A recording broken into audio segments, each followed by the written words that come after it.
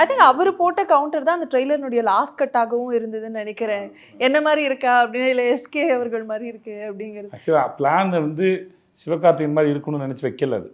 Okay, என்ன அதில் ஒரு இன்னொரு உண்மை இருக்கு. அது ஆக்சுவலாக உங்களுக்கு தெரியுமான்னு தெரியல, எனக்கு தெரியாது. நான் வரைஞ்சதே அதை வச்சு தான் வரைஞ்சேன் நான்.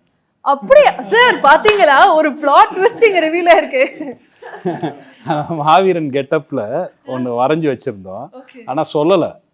யோகி பாபு வந்து யூஸ்வலாவே ஐடியா அவருக்கு வரும், கிரியேட்டிவா வந்துட்டு ஐடியா வந்து எதையாவது பார்த்தா என்ன மாதிரியா இருக்கு அப்படின்னு கேட்பேன். ஸோ அவர் அரைகுறையாக பார்த்து வரைஞ்சிருப்பாங்க, பேப்பரில் வந்து ஒரு இதுவாக இருக்கும். அது இவர் வந்து யோகி வந்து இல்லையே மாவீரன் சிவகார்த்திகேயன் வடசென்னை அமீர் அப்படி.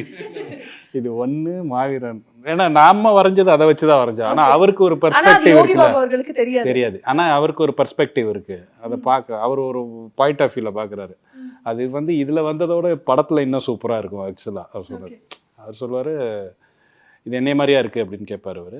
இதை பார்த்தா என்னை மாதிரியா இருக்குது, சிவகார்த்தியன் மாதிரி இருக்கே. சிவகார்த்தியனா?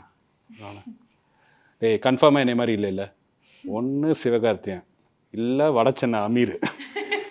கான்ஃபிடென்ட்டாக சொன்னால் திவான் சரத்குமார். சத்தியமாக ஓ மூஞ்சி இல்லை இது.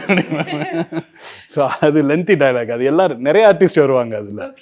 இதில் நான் அவர் மாவீரனை வச்சு வரைஞ்சது உண்மைதான். ஆனால் அப்புறம் நானே ஒரு தடவை திருப்பி பார்க்குறேன், திவான் சரத்குமார் மாதிரி தான் இருக்கேன்.